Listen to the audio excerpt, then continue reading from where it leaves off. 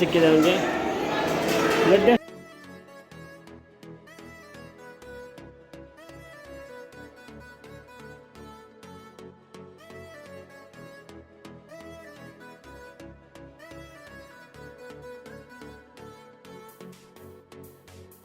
Hello friends, welcome back to my channel. ಇವತ್ತಿನ ವಿಡಿಯೋದಲ್ಲಿ ನಾನು ನಮ್ಮ ಟ್ರಾವೆಲಿಂಗ್ ವಿಡಿಯೋನ ಶೇರ್ ಮಾಡ್ಕೊಳ್ತಾ ಇದ್ದೀನಿ. ಈ ಟ್ರಾವೆಲಿಂಗ್ ವಿಡಿಯೋ ಬಂದು ದಸರಾ ವೆಕೇಷನಲ್ಲಿ ಮಾಡ್ಕೊಂಡಿದ್ದಂಥದ್ದು. ಫಸ್ಟ್ ದೀಪಾವಳಿ ವಿಡಿಯೋನ ಶೇರ್ ಮಾಡಿ ಅದಾದ ನಂತರ ಈ ವಿಡಿಯೋನ ನಾನು ಶೇರ್ ಮಾಡ್ಕೊಳ್ತಾ ಇದ್ದೀನಿ. ದಸರಾ ವೆಕೇಷನ್ ಅಂತ ಅಂದರೆ ಫಸ್ಟಿಗೆ ಮೈಂಡಲ್ಲಿ ಬರೋದು ಒಂದು ಟ್ರಾವೆಲಿಂಗು, ಇಲ್ಲಾಂದರೆ ಊರ ಕಡೆ ಹೋಗೋದಾಗಿರ್ಬೋದು, ಇದೆಲ್ಲ ಇರುತ್ತೆ. ಮಕ್ಕಳಿದ್ದರಿಂದ ಅವ್ರಿಗೆ ಲಾಂಗ್ ವೆಕೇಷನ್ ಮತ್ತೆ ಯಾವಾಗ ಸಿಗುತ್ತೆ ಅಂತ ಗೊತ್ತಿಲ್ಲ. ಹಾಗಾಗಿ ನಾವು ಸೆಲೆಕ್ಟ್ ಮಾಡಿದಂಥ ಲೊಕೇಶನ್ ಉಡುಪಿ. ಮಡಿಕೇರಿನ ಆಲ್ಮೋಸ್ಟ್ 2 ಟೈಮ್ಸ್ ನೋಡಿದ್ದೀವಿ, ಹಾಗಾಗಿ ಉಡುಪಿನ ಸೆಲೆಕ್ಟ್ ಮಾಡ್ಕೊಂಡ್ವಿ. ಅಲ್ಲಾದರೆ ಬೀಚಸ್ ಇರುತ್ತೆ, ಬೀಚ್ ಜೊತೆ ಮಕ್ಕಳು ಚೆನ್ನಾಗಿ ಆಟ ಆಡ್ತಾರೆ ಅಂತ ಹೇಳಿಬಿಟ್ಟು ಇಲ್ಲಿಂದ ಹೊರಡೋವಾಗ ಆಲ್ಮೋಸ್ಟ್ 11 o'clock ಆಗಿತ್ತು. ಸೊ ಮಡಿಕೇರಿನ ರೀಚ್ ಆಗೋಷ್ಟೊತ್ತಿಗೆ 6 o'clock ಆಗಿತ್ತು ಅಂತ ಹೇಳ್ಬೋದು. ಮಡಿಕೇರಿಯಲ್ಲಿ ಒಂದು ಸ್ವಲ್ಪ ಟ್ರಾಫಿಕ್ ಇತ್ತು. ದಸರಾ ಹಬ್ಬ ಆಗಿರೋದ್ರಿಂದ ನಾವು ಯಾವ ರೀತಿ ಮೈಸೂರಲ್ಲಿ ದಸರಾ ಹಬ್ಬನ ನೋಡ್ತೀವಿ ಅದೇ ರೀತಿಯೇ ಮಡಿಕೇರಿಯಲ್ಲೂ ಕೂಡ ಸೆಲೆಬ್ರೇಟ್ ಮಾಡ್ತಾರೆ. ಈ ಲೈಟಿಂಗ್ಸ್ ಎಲ್ಲ ನೋಡ್ಬೋದು ನೀವು. ಈ ಲೈಟಿಂಗ್ಸ್ ಬಂದು ಮಡಿಕೇರಿಯಲ್ಲೇ ಇದ್ದಂಥದ್ದು. ಅಲ್ಲೂ ಕೂಡ ಎಲ್ಲ ಥರದ ಟ್ರೆಡಿಷ್ನಲ್ ಮೆರವಣಿಗೆ ಆಗಿರ್ಬೋದು ಎಲ್ಲ ಕೂಡ ನಡೆಯುತ್ತೆ. ಹಾಗಾಗಿ ಸ್ವಲ್ಪ ಅಲ್ಲಿ ಟ್ರಾಫಿಕ್ ಆಯಿತು. ಸೊ ಅದನ್ನೆಲ್ಲ ದಾಟಿಕೊಂಡು ನಾವು ಉಡುಪಿ ರೀಚ್ ಆಗೋಷ್ಟೊತ್ತಿಗೆ ನೈಟ್ 11 o'clock ಆಯಿತು ಅಂತ ಹೇಳ್ಬೋದು. ಉಡುಪಿಯಲ್ಲೂ ಸಹ ದಸರಾ ಆಗಿರೋದ್ರಿಂದ ಅಲ್ಲಿಗೆ ತಕ್ಕಂತೆ ಅಲ್ಲಿನ ಒಂದು ಟ್ರೆಡಿಷ್ನಲ್ಗೆ ತಕ್ಕಂತೆ ಎಲ್ಲ ರೀತಿಯ ಲೈಟಿಂಗ್ಸ್ಗಳು ಎಲ್ಲ ಇತ್ತು. ಅಲ್ಲೆಲ್ಲ ಈ ಒಂದು ದಸರಾದಲ್ಲಿ ಶಾರದಾ ದೇವಿನ ಮೆರವಣಿಗೆ ಮಾಡ್ತಾರೆ. ಅದನ್ನು ನಾವು ಟ್ರಾವೆಲ್ ಮಾಡುವಾಗ ನೋಡಿದ್ವಿ. ಇದಾದ ನಂತರ ರೂಮ್ಗೆ ರೀಚ್ ಆದಮೇಲೆ ಫ್ರೆಶ್ ಅಪ್ ಕೂಡ ಮಾಡಿಕೊಂಡು ಬೆಳಗ್ಗೆನೇ ನಾವು ಅಲ್ಲಿಂದ ಬ್ರೇಕ್ಫಾಸ್ಟ್ನ ಮಾಡಿಕೊಂಡು ಹೊರಟಿದ್ದು ಮಲ್ಪೆ ಬೀಚಿಗೆ. ಮೇಯ್ನಾಗಿ ನಾವು ಉಡುಪಿಗೆ ಬಂದಿದ್ದು ಮಲ್ಪೆ ಬೀಚ್ಗೋಸ್ಕರನೇ. ಮಕ್ಕಳು ನಾವು ಬೇರೆ ಎಲ್ಲೋ ಸೈಟ್ ಸೀಯಿಂಗಿಗೆ ಕರ್ಕೊಂಡು ಹೋಗ್ತೀವಿ ಅಂದರೆ ಒಪ್ಪೋದೇ ಇಲ್ಲ. ಈ ರೀತಿ ವಾಟರ್ ಇರೋವಂಥ ಪ್ಲೇಸಸ್ ಆದರೆ ಅವ್ರಿಗೂ ಕೂಡ ಇಷ್ಟ ಆಗುತ್ತೆ, ಹಾಗೆಯೇ ಚೆನ್ನಾಗಿ ಆಟ ಆಡ್ತಾರೆ ಅಂತ ಹೇಳಿ ಸೆಲೆಕ್ಟ್ ಮಾಡ್ಕೊಂಡ್ವಿ. ಬಟ್ ಟ್ರಸ್ಟ್ ಮೀ, ಉಡುಪಿಯಲ್ಲಿ ಸಿಕ್ಕಾಪಟ್ಟೆ ಬಿಸಿಲಿರುತ್ತೆ. ಸೊ ಬಿಸಿಲಿರೋ ಟೈಮಲ್ಲಿ ಅದನ್ನು ಪ್ರಿಫರ್ ಮಾಡೋದಕ್ಕೆ ಹೋಗಬಾರ್ದು. ಅಷ್ಟು ಎಕ್ಸ್ಪೀರಿಯನ್ಸ್ ಆಯಿತು ಅಂತ ಹೇಳ್ಬೋದು. ಬೀಚಲ್ಲಿ ಸನ್ಸೆಟ್ ನೋಡೋದಕ್ಕೆ ತುಂಬಾ ಚೆನ್ನಾಗಿರುತ್ತೆ. ಬಟ್ ನಾವು ಅದರಲ್ಲಿ ಮಧ್ಯಾಹ್ನದ ಬಿಸಿಲಲ್ಲಿ ಆಟ ಆಡ್ತೀವಿ ಅಂತ ಹೇಳಿದ್ರೆ ಅದರಲ್ಲೂ ಮಕ್ಕಳನ್ನ ಇಟ್ಕೊಂಡು ತುಂಬಾ ಕಷ್ಟ. ನೀವು ನೋಡ್ತಾ ಇರ್ಬೋದು, ಪೃಥ್ವಿಕ್ಕೂ ಬರ್ತಾನೇ ಇಲ್ಲ ಬೀಚಿಂದ ಹೊರಗಡೆಗೆ. ನಾವು ಅವನ್ನ ಅಂತೂ ಜಾಸ್ತಿ ಒಳಗಡೆ ಏನು ಕರ್ಕೊಂಡು ಹೋಗಲಿಲ್ಲ, ದಡದಲ್ಲೇ ಆಟ ಆಡಿಸ್ತಾ ಇದ್ವಿ. ಅದು ಕೂಡ ಟ್ಯೂಬ್ ಹಾಕಿಬಿಟ್ಟು, ಸೊ ಯಾವುದಕ್ಕೂ ಸೇಫ್ಟಿಯಾಗಿರಲಿ ಅಂತ ಹೇಳಿಬಿಟ್ಟು. ಬಟ್ ಅಲ್ಲಿ ಬಿಸಿಲಲ್ಲಿ ನಾವು ಅದು ಬೀಚ್ ವಾಟರಲ್ಲಿ ಆಟ ಆಡಿಬಿಟ್ಟು ಹೊರಗಡೆ ಈವ್ನಿಂಗ್ ಆಗ್ತಾ ಸಿಕ್ಕಾಪಟ್ಟೆ ಸ್ಕಿನ್ನೆಲ್ಲ ಬರ್ನ್ ಆಗೋದಕ್ಕೆ ಇಟ್ಟಿತ್ತು. ಸೊ ಸಖತ್ತು ಬರ್ನ್ ಆಗ್ತಾಯಿತ್ತು. ಹಾಗೆಯೇ ಟ್ಯಾನ್ ಕೂಡ ಆಗಿಬಿಟ್ಟಿದ್ವಿ ಎಲ್ಲರೂ, ಮಕ್ಕಳು ಸಹ ಎಲ್ಲರೂ ಟ್ಯಾನ್ ಆಗಿಬಿಟ್ಟಿದ್ವಿ. ಮುಂಚೆನೇ ಪ್ರಿಕಾಷನ್ಸ್ ಎಲ್ಲ ತಗೊಂಡು ಬೀಚಿಗೆ ಹೋಗಬೇಕಾಗಿತ್ತು ಅಂತ ಅನಿಸುತ್ತೆ. ಯಾವ ರೀತಿ ಎಕ್ಸ್ಪೀರಿಯೆನ್ಸ್ ಆಗಿಬಿಡುತ್ತೆ ಅಂತ ಅಂದರೆ ಆ ಸಾಲ್ಟ್ ವಾಟರು, ಹಾಗೆಯೇ ಅಷ್ಟು ಬಿಸಿಲು, ಇದು ಎಲ್ಲ ಸೇರಿ ಸಿಕ್ಕಾಪಟ್ಟೆ ಸ್ಕಿನ್ನೆಲ್ಲ ಬರ್ನಿಂಗ್ ಆಗೋದಕ್ಕೆ ಸ್ಟಾರ್ಟ್ ಆಗಿಬಿಡುತ್ತೆ ಈವ್ನಿಂಗ್ ಅಷ್ಟೊತ್ತಿಗೆ. ಬಹಳಷ್ಟು ಜನಗಳಿಗೆ ಬೀಚ್ ಅಂದರೆ ತುಂಬ ಇಷ್ಟ ಇರುತ್ತೆ. ಹಾಗೆ ಕೂಡ ನನಗೂ ಮುಂಚೆ ಎಲ್ಲ ಅಷ್ಟೊಂದು ಎಕ್ಸ್ಪೀರಿಯೆನ್ಸ್ ಮಾಡಿರಲಿಲ್ಲ. ಈಗ ಎಕ್ಸ್ಪೀರಿಯೆನ್ಸ್ ಮಾಡೋಣ ಅಂತ ಹೇಳಿ ಹೋಗ್ಬಿಟ್ಟು ಸಿಕ್ಕಾಪಟ್ಟೆ ಟ್ಯಾನು ಆಗಿಬಿಟ್ವಿ. ಹಾಗೆಯೇ ಸ್ಕಿನ್ನೆಲ್ಲ ತುಂಬ ಬರ್ನಿಂಗ್ ಆಗೋ ಥರ ಆಗೋಯ್ತು. ಬಟ್ ಇಟ್ಸ್ ಓಕೆ, ಫ್ಯಾಮಿಲಿ ಜೊತೆ ಒಂದು ಒಳ್ಳೆ ಟೈಮ್ನ ಸ್ಪೆಂಡ್ ಮಾಡೋ ರೀತಿ ಆಯಿತು ಆಫ್ಟರ್ ಎ ಲಾಂಗ್ ಟೈಮ್ ಅಂತ ಹೇಳ್ಬೋದು. ತುಂಬ ದಿನಗಳಾಗ್ಬಿಟ್ಟಿತ್ತು ಫ್ಯಾಮಿಲಿ ಎಲ್ಲ ಸೇರಿ ಟ್ರಿಪ್ ಹೋಗೋದಕ್ಕೆ. ಆಲ್ಮೋಸ್ಟ್ 2 years ಮೇಲೆ ಆಗಿಬಿಟ್ಟಿತ್ತು ಅಂತ ಹೇಳ್ಬೋದು. ಹಾಗಾಗಿ it's okay, it's one of the best experience ಅಂತಲೂ ಕೂಡ ಹೇಳ್ಬೋದು. ಪಾಪುನು ಕೂಡ ನಾನು ಜಾಸ್ತಿ ವಾಟರ್ ಒಳಗಡೆ ಕರ್ಕೊಂಡು ಹೋಗಲಿಲ್ಲ. ಸೊ ನಾನು ಇಟ್ಕೊಂಡಿದ್ದಾಗ ನನ್ನ ಹಸ್ಬೆಂಡ್ ಹೋಗ್ತಾಯಿದ್ರು, ನನ್ನ ಹಸ್ಬೆಂಡ್ ಇಟ್ಕೊಂಡಿದ್ದಾಗ ನಾನು ಹೋಗ್ತಾಯಿದ್ದೆ. ಏನಕ್ಕೆ ಅಂದರೆ ಪೃಥ್ವಿಗ್ನೂ ನೋಡ್ಕೊಳ್ಬೇಕು, ಇಬ್ಬರೂ ಕೂಡ ನಾವು ಬ್ಯಾಲೆನ್ಸ್ ಮಾಡ್ಕೋಬೇಕಾಗತ್ತೆ. ಹಾಗಾಗಿ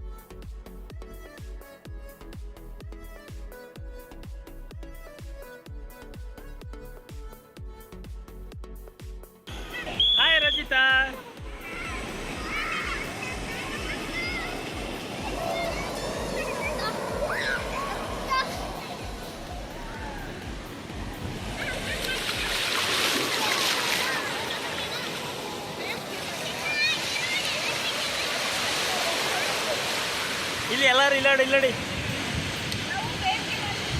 ಆಡಿ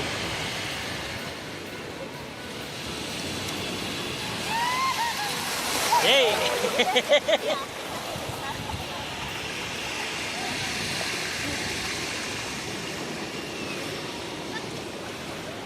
ಲಡ್ಡು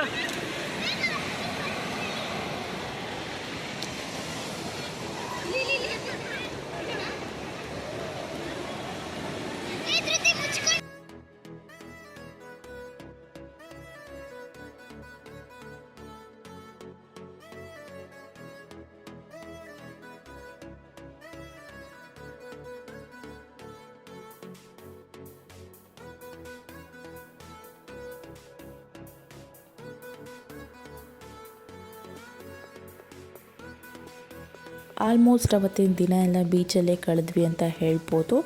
ಮಲ್ಪೆ ಬೀಚಿಂದ ಸ್ವಲ್ಪ ದೂರದಲ್ಲಿ ಬಂದರೆ ನಮಗೆ ಇನ್ನೊಂದು ಬೀಚ್ ಸಿಗುತ್ತೆ, ಅದು ಮಟ್ಟು ಬೀಚ್ ಅಂತ. ಅಲ್ಲಿ ಸನ್ಸೆಟ್ಟು ತುಂಬಾ ಚೆನ್ನಾಗಿರುತ್ತೆ ಅಂತ ಹೇಳಿ ಅಲ್ಲಿಗೆ ಬಂದಿದ್ವಿ. ಮಕ್ಕಳು ಡ್ಯಾನ್ಸ್ ಕೂಡ ಮಾಡ್ತಾಯಿದ್ರು.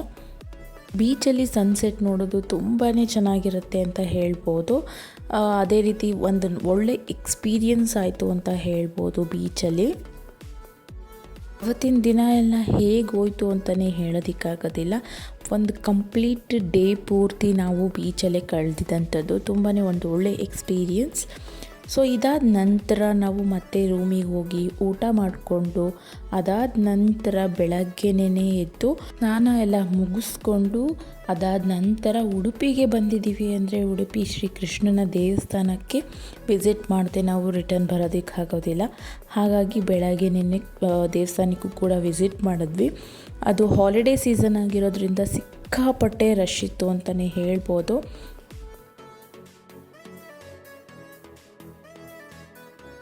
ಪಾಪು ಎಲ್ಲ ಇದ್ದಿದ್ದರಿಂದ ನಾವು ಅಲ್ಲಿ ಇದ್ದಿದ್ದ ಕ್ಯೂ ಪ್ರಕಾರ ಒಂದು 4 to 5 hours ಆಗುತ್ತೆ ದರ್ಶನಕ್ಕೆ ಅಂತ ಹೇಳ್ತಾಯಿದ್ರು. ಹಾಗಾಗಿ 300 ಟಿಕೆಟ್ನ ತೊಗೊಂಡು ನಾವು ದರ್ಶನಕ್ಕೆ ಹೋಗಿದ್ದಂಥದ್ದು.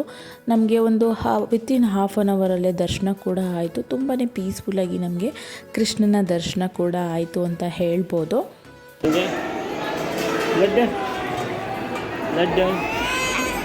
ಲಡ್ಡು ಇಲ್ಲಿ ಹಾಂ. ಅಲ್ಲಿ ದೇವಸ್ಥಾನದಲ್ಲಿ ಪ್ರಸಾದ ಕೂಡ ಸಿಗತ್ತೆ. ಪ್ರಸಾದ ಊಟ ಮಾಡಿಕೊಂಡು ಅಲ್ಲಿ ಇರೋ ಬಿಸಿಲಿಗೆ ನಾವು ಯಾವುದೇ ರೀತಿ ಎಲ್ಲೂ ಸೈಡ್ ಸೀಯಿಂಗಿಗೆ ಹೋಗೋದಕ್ಕೆ ಹೋಗಲಿಲ್ಲ. ಸಿಕ್ಕಾಪಟ್ಟೆ ಬಿಸಿಲು, ನಮಗೆ ತಡ್ಕೊಳ್ಳೋದಕ್ಕೆ ಕೂಡ ಆಗಲಿಲ್ಲ. ಹಾಗಾಗಿ ಅಲ್ಲಿಂದ ರಿಟರ್ನ್ ಆದ್ವಿ. ಇಲ್ಲಿಂದ ಹೊರಟಿದ್ದು ಥರ್ಸ್ಡೇ ಆದರೆ ಫ್ರೈಡೇ ಫುಲ್ಲು ಬೀಚಲ್ಲಿ. ಅದಾದ ನಂತರ ಸ್ಯಾಟರ್ಡೇ ಉಡುಪಿ ಶ್ರೀಕೃಷ್ಣನ ದರ್ಶನ ಮಾಡ್ಕೊಂಡ್ವಿ. ಅದಾದ ನಂತರ ನಾವು ರಿಟರ್ನ್ ಆಗ್ತಿದ್ವಿ. ಇನ್ನೂ ಒಂದಿನ ರಜಾ ಇದ್ದಿದ್ದರಿಂದ ಮಕ್ಕಳು ಯಾರೂ ಮತ್ತೆ ರಿಟರ್ನ್ ಆಗೋದಕ್ಕೆ ಇಷ್ಟಪಡ್ತಾ ಇರಲಿಲ್ಲ. ಹಾಗಾಗಿ ನಮಗೆ ಆನ್ ದ ವೇ ಸಿಗುವಂಥ ಮಡಿಕೇರಿಯಲ್ಲಿ ಸ್ಟೇ ಆಗೋಣ ಅಂತ ಹೇಳಿ ಡಿಸೈಡ್ ಮಾಡ್ಕೊಂಡ್ವಿ. ಆನ್ ಸ್ಪಾಟ್ ಆವಾಗ ಡಿಸೈಡ್ ಮಾಡಿಕೊಂಡು ರೂಮ್ಸ್ ಕೂಡ ಬುಕ್ ಮಾಡ್ಕೊಂಡ್ವಿ. ಏನಕ್ಕೆ ಅಂದರೆ ನಮಗೆ ಉಡುಪಿಯಲ್ಲಿ ಸಿಕ್ಕಿದಂಥ ರೂಮ್ಸ್ ಅಷ್ಟೊಂದು ಚೆನ್ನಾಗಿರಲಿಲ್ಲ, ಕಂಫರ್ಟಬಲ್ ಆಗಿರಲಿಲ್ಲ. ಅದಾದ ನಂತರ ಮಡಿಕೇರಿಲಿ ನಾವು ಒಂದು ಹೋಮ್ ಸ್ಟೇನ ಬುಕ್ ಮಾಡ್ಕೊಂಡಿದ್ವಿ. 2 ರೂಮ್ಸ್ನ ಬುಕ್ ಮಾಡ್ಕೊಂಡಿದ್ವಿ. ತುಂಬಾ ಚೆನ್ನಾಗಿತ್ತು. ಹಾಗೆಯೇ ಸುತ್ತಮುತ್ತ ಇರುವಂಥ ವೆದರ್ ಕೂಡ ಹಾಗೆಯೇ ತುಂಬ ಪೀಸ್ಫುಲ್ಲಾಗಿತ್ತು. ವೆದರ್ ತುಂಬ ಕೂಲಾಗಿತ್ತು ಅಂತ ಹೇಳ್ಬೋದು ಉಡುಪಿಗೆ ಕಂಪೇರ್ ಮಾಡಿದ್ರೆ. ಹಾಗಾಗಿ ಒಂದು ಡೇ ಇಲ್ಲಿ ಸ್ಪೆಂಡ್ ಮಾಡೋಣ ಅಂತ ಹೇಳಿ ಉಳ್ಕೊಂಡ್ವಿ. ಒಂದು ರೂಮಲ್ಲಿ ಮಕ್ಕಳೆಲ್ಲನೂ ಸೇರಿಕೊಂಡಿದ್ರು. ನೀವು ನೋಡ್ಬೋದು, ಮಕ್ಕಳೆಲ್ಲ ಉಡುಪಿಯಲ್ಲಿ ತುಂಬ ಬಿಸಿಲಿದ್ದರಿಂದ ಇಲ್ಲಿ ಮಡಿಕೇರಿಯಲ್ಲಿ ಸ್ವಲ್ಪ ಕೂಲಾಗಿದ್ದರಿಂದ ಚಿಲ್ ಮಾಡ್ತಾಯಿದ್ರು. ಆಲ್ಮೋಸ್ಟ್ ಒಂದು 7 o'clock ಆಗೋಗ್ಬಿಟ್ಟಿತ್ತು ಮಡಿಕೇರಿನ ರೀಚ್ ಆಗೋಷ್ಟೊತ್ತಿಗೆ. ಇಲ್ಲಿ ಇದ್ದಿದ್ದಂಥ ವೆದರ್ ಹಾಗೆಯೇ ತಂಪಾದ ವಾತಾವರಣ, ನೇಚರ್, ಎವ್ರಿಥಿಂಗ್ ತುಂಬಾ ಪೀಸ್ಫುಲ್ ಆ್ಯಂಡ್ ತುಂಬಾ ಚೆನ್ನಾಗಿತ್ತು ಅಂತ ಹೇಳ್ಬೋದು. ರೂಮ್ಸ್ ಕೂಡ ಅಷ್ಟೇ, ನಮಗೆ ಉಡುಪಿಯಲ್ಲಿ ಸಿಕ್ಕಿದಂಥ ರೂಮ್ಸು ಅಷ್ಟೊಂದು ಸ್ಯಾಟಿಸ್ಫೈ ಆಗಿರಲಿಲ್ಲ. ಈಗ ಕಂಪ್ಲೀಟ್ ಒಂದು ರೂಮ್ ಸ್ಮಾಲ್ ಟೂರ್ನ ನಾನು ತೋರಿಸ್ತೀನಿ. ಇದು ಹೊರಗಡೆನೂ ಕೂಡ ಮಾರ್ನಿಂಗ್ ಹೇಗಿರುತ್ತೆ ಅಂತ ನಾನು ಮಾರ್ನಿಂಗ್ ತೋರಿಸ್ತೀನಿ. ಇದು 2 ರೂಮ್ಸ್ ಕೊಟ್ಟಿದ್ದರು. ಇದೇ ರೀತಿ ಬಂದಿದ್ದ ತಕ್ಷಣವೇ ಒಂದು ಎಂಟ್ರೆನ್ಸ್ ಇರುತ್ತೆ, ಹಾಗೆಯೇ 2 ಬೆಡ್ಸ್ ಇರುತ್ತೆ. ಆರಾಮಾಗಿ ಇಲ್ಲಿ 4 to 5 ಮೆಂಬರ್ಸು ಸ್ಟೇ ಮಾಡ್ಬೋದು. ಹಾಗೆಯೇ ಇಲ್ಲೊಂದು ಮಿರರ್, ಹಾಗೆಯೇ ಒಂದು ವಾಶ್ರೂಮ್. ಸೊ 2 ರೂಮೂ ಸೇಮ್ ಒಂದೇ ಥರನೇ ಇರುತ್ತೆ. ಸೊ ಯಾವುದೇ ರೀತಿ ಚೇಂಜಸ್ ಇಲ್ಲ. ಬಟ್ ಹೊರಗಡೆ ವಾತಾವರಣ ತುಂಬಾ ಚೆನ್ನಾಗಿರುತ್ತೆ. ಮೋಸ್ಟ್ ಪ್ರಿಫರಬಲ್ ಅಂತ ಹೇಳ್ಬೋದು. ಬಟ್ ನೀವು ಯಾವುದೇ ಕಾರಣಕ್ಕೂ ಇಲ್ಲಿ ಫುಡ್ ತೊಗೊಂಡ್ರೆ ತುಂಬ ಎಕ್ಸ್ಪೆನ್ಸಿವ್ ಅಂತಲೇ ಹೇಳ್ಬೋದು. ನಾವು ಜಸ್ಟ್ ಒಂದು ಬ್ರೇಕ್ಫಾಸ್ಟನ್ನ ತೊಗೊಂಡಿದ್ವಿ. ಪರ್ ಹೆಡ್ ಬ್ರೇಕ್ಫಾಸ್ಟ್ ಅವರು 100 ರುಪೀಸ್ ಚಾರ್ಜ್ ಮಾಡಿದರು. ತುಂಬಾ ಸ್ಮಾಲ್ ಕ್ವಾಂಟಿಟಿಯಲ್ಲಿ ಕೊಟ್ಟಿದ್ದರು. ನಮಗೆ ಎಲ್ಲರಿಗೂ ಸೇರಿಸಿ ಆಲ್ಮೋಸ್ಟ್ ಒಂದು ಬ್ರೇಕ್ಫಾಸ್ಟಿಗೆ 600ನ ಚಾರ್ಜ್ ಮಾಡಿದ್ರು. ಬಟ್ ಯಾರಿಗೂ ಕೂಡ ಹೊಟ್ಟೆ ತುಂಬಲಿಲ್ಲ, ಅಷ್ಟು ಸ್ಮಾಲ್ ಕ್ವಾಂಟಿಟಿಯಲ್ಲಿ ಅವರು ಕೊಟ್ಟಿದ್ದರು ಅಂತ ಹೇಳ್ಬೋದು. ಸ್ಟೇ ಮಾಡೋದಕ್ಕೆ ತುಂಬಾ ಚೆನ್ನಾಗಿದೆ, ತುಂಬಾ ಪೀಸ್ಫುಲ್ಲಾಗಿದೆ, ತುಂಬ ನೇಚರ್ಫುಲ್ಲಾಗಿದೆ. ಬಟ್ ನೀವು ಫುಡ್ಡನ್ನ ಮಾತ್ರ ಇಲ್ಲಿ ಪ್ರಿಫರ್ ಮಾಡಬಾರ್ದು ಅಷ್ಟೇ. ನೋಡ್ತಿದ್ದೀರಲ್ಲ ಮಾರ್ನಿಂಗ್ ವ್ಯೂ ಎಷ್ಟು ಚೆನ್ನಾಗಿದೆ ಅಂತ ಹೇಳಿ. ಇನ್ನೂ ಯಾರೂ ಎದ್ದಿರಲಿಲ್ಲ. ನಾನು ಒಂದು ಕ್ಲಿಪ್ಪಿಂಗ್ಸ್ನ ತೊಗೊಳ್ಳೋಣ ಅಂತ ಹೇಳಿ ತೊಗೊಳ್ತಾ ಇದ್ದೀನಿ. ನೈಟ್ ಮಲಗುವಷ್ಟರಲ್ಲೇ ಆಲ್ಮೋಸ್ಟ್ ಲೇಟ್ ಆಗಿಬಿಟ್ಟಿತ್ತು, ಹಾಗಾಗಿ ಇನ್ನೂ ಯಾರೂ ಎದ್ದಿರಲಿಲ್ಲ. ನಾನು ಒಂದು ಕಂಪ್ಲೀಟ್ ಒಂದು ವ್ಯೂನ ತೊಗೊಳ್ಳೋಣ ಅಂತ ಹೇಳಿ ತೊಗೊಳ್ತಾ ಇದ್ದೀನಿ. ಇದೆಲ್ಲ ಒಂಥರ ತುಂಬ ಮೆಮೊರಬಲ್ ಆಗಿರುತ್ತೆ ಅಲ್ವಾ. ಇಷ್ಟು ನೇಚರ್ಫುಲ್ ನಮಗೆಲ್ಲೂ ಬ್ಯಾಂಗ್ಳೂರಲ್ಲಿ ಸಿಗೋದಿಲ್ಲ. ಹಾಗಾಗಿ ಇಲ್ಲಿ ಒಂದು ಮಸ್ಟ್ ಸ್ಟೇ ಅಂತ ಹೇಳ್ಬೋದು ವಿತೌಟ್ ಫುಡ್.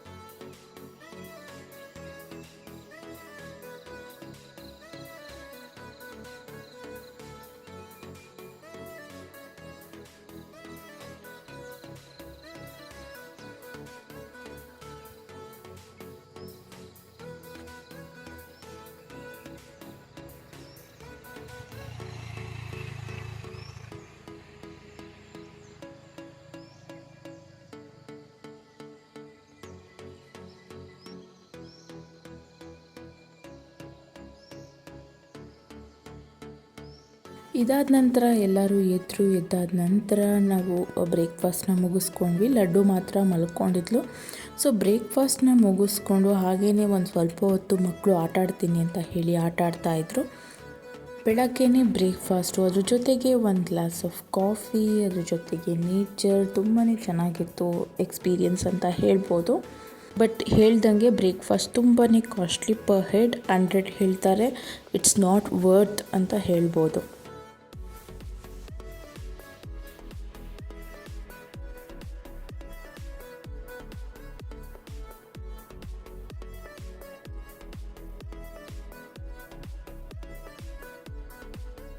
ಇದಾದ ನಂತರ ಅಲ್ಲಿ ಚೆಕ್ಔಟ್ ಆಗಿ ನಾವು ಹೊರಟ್ವಿ. ಯಾವುದಾದ್ರೂ ಕೆಲವೊಂದಿಷ್ಟು ಸೈಟ್ ಸೀಯಿಂಗ್ ನಾವು ಯಾವುದು ಮಡಿಕೇರಿಯಲ್ಲಿ ನೋಡಿರೋದಿಲ್ಲ ಅದನ್ನು ನೋಡ್ಕೊಂಡು ಹೋಗೋಣ ಅಂತ ಹೇಳಿ. ಇದು ಬಂದು ಚಿಕ್ಲಿ ಹೊಳೆ ಅಂತ ಹೇಳ್ತಾರೆ. ಸೊ ಇದು ಯು ಟೈಪಲ್ಲಿ ಬರ್ತಾ ಇರುತ್ತೆ. ಸೊ ತುಂಬಾ ಚೆನ್ನಾಗಿತ್ತು ಎಕ್ಸ್ಪೀರಿಯನ್ಸ್ ಅಂತ ಹೇಳ್ಬೋದು. ಅಷ್ಟೊಂದೇನು ವಾಟರ್ ಇರಲಿಲ್ಲ, ಬಟ್ ಎಕ್ಸ್ಪೀರಿಯನ್ಸ್ ತುಂಬ ಚೆನ್ನಾಗಿತ್ತು ಅಂತ ಹೇಳ್ಬೋದು. ಮಡಿಕೇರಿನ ಆಲ್ಮೋಸ್ಟ್ ನಾವು 2 ಟೈಮ್ ವಿಸಿಟ್ ಮಾಡಿದ್ದೀವಿ, ಬಟ್ ಈ ಒಂದು ಪ್ಲೇಸಿಗೆ ನಾವು ಬಂದಿರಲಿಲ್ಲ. ಸೊ ಹಾಗಾಗಿ ಯಾವ ಪ್ಲೇಸ್ನ ನೋಡಿರೋದಿಲ್ಲ ಅದನ್ನು ಕವರ್ ಮಾಡ್ಕೊಳ್ಳೋಣ ಅಂತ ಹೇಳಿ. ಸೊ ಈ ಒಂದು ಚಿಕ್ಲಿ ಹೊಳೆ ತುಂಬಾ ಚೆನ್ನಾಗಿತ್ತು. ವ್ಯೂ ಕೂಡ ಹಾಗೆ ತುಂಬಾ ಚೆನ್ನಾಗಿತ್ತು. ಇಲ್ಲಿ ಕೂಡ ಒಂದಿಷ್ಟು ಫೋಟೋ ಸೆಷನ್ನ ಮುಗಿಸ್ಕೊಂಡ್ವಿ. ಫೋಟೋ ಸೆಷನ್ ಆಗಿದ ನಂತರ ಮತ್ತೆ ಇಲ್ಲಿಂದ ದುಬಾರೆ ಎಲಿಫೆಂಟ್ ಫಾರೆಸ್ಟಿಗೆ ಹೋದ್ವಿ. ಸೊ ಎಲಿಫೆಂಟ್ ಕ್ಯಾಂಪ್ ಅಂತ ಹೇಳ್ಬೋದು. ಸೊ ಅಲ್ಲಿ ಕೂಡ ಏನಂತ ಅಂದರೆ ಎಂಟ್ರಿ ಫೀಸ್ ಆಗಿರ್ಬೋದು, ಬೋಟಿಂಗ್ ಆಗಿರ್ಬೋದು, ತುಂಬಾ ಕಾಸ್ಟ್ಲಿ ಇರುತ್ತೆ. ಒಬ್ಬರು ಇಬ್ಬರು ಹೋಗೋದಾದರೆ ಹೋಗ್ಬೋದು, ಬಟ್ ತುಂಬ ಜನ ಇರೋದ್ರಿಂದ ಅದು ತುಂಬಾ ಕಾಸ್ಟ್ ಅಂತ ಅನಿಸ್ಬಿಡುತ್ತೆ. ಹಾಗೆಯೇ ಮಕ್ಕಳು ಎಲಿಫೆಂಟನ್ನೆಲ್ಲ ಮುಟ್ಟೋದಕ್ಕೆ ಭಯ ಪಟ್ಕೊಳ್ತಾರೆ. ಹಾಗಾಗಿ ಇನ್ನೂ ಸ್ವಲ್ಪ ದೊಡ್ಡವರಾದಮೇಲೆ ನಾವು ಅದನ್ನೆಲ್ಲ ತೋರಿಸೋದು ಅವ್ರಿಗೂ ಕೂಡ ಇಂಟ್ರೆಸ್ಟಿಂಗ್ ಆಗಿರುತ್ತೆ. ಸೊ ಹಾಗಾಗಿ ಅಲ್ಲಿ ಹೊರಟ್ವಿ. ಇದಾದ ನಂತರ ಬ್ಯಾಂಗ್ಳೂರಿಗೆ ರಿಟರ್ನ್ ಆಗಿದ್ದಂಥದ್ದು. ಸೊ ಫ್ರೆಂಡ್ಸ್, ನೋಡಿದ್ರಲ್ಲ, ಇದಾಗಿತ್ತು ನಮ್ಮ ಒಂದು ಪುಟ್ಟ ಟ್ರಾವೆಲಿಂಗ್ ವ್ಲಾಗ್. ಐ ಹೋಪ್ ಈ ವಿಡಿಯೋ ನಿಮಗೆ ಇಷ್ಟ ಆಗಿದೆ ಅಂತ ಹೇಳ್ಕೊಡ್ತೀನಿ. ವಿಡಿಯೋ ಇಷ್ಟ ಆಗಿದ್ದರೆ ಲೈಕ್ ಮಾಡಿ, ಇಷ್ಟ ಆಗಿಲ್ಲ ಅಂತ ಅಂದರೆ ದಯವಿಟ್ಟು ಇಗ್ನೋರ್ ಮಾಡ್ಕೊಳ್ಬೋದು. ಯಾರೆಲ್ಲ ಸಬ್ಸ್ಕ್ರೈಬ್ ಮಾಡ್ಕೊಳ್ದೆ ಚಾನಲ್ನ ನೋಡ್ತಾ ಇದ್ದೀರಾ, ಸಬ್ಸ್ಕ್ರೈಬ್ ಮಾಡ್ಕೊಂಡು ನೋಡಿ, ಒಂದು ಲೈಕ್ ಕೊಡಿ. ಮತ್ತೆ ಇನ್ನೊಂದು ವ್ಲಾಗೊಂದಿಗೆ ಸಿಗ್ತೀನಿ. ಅಲ್ಲಿವರೆಗೂ ಥ್ಯಾಂಕ್ ಯು, ಟೇಕ್ ಕೇರ್.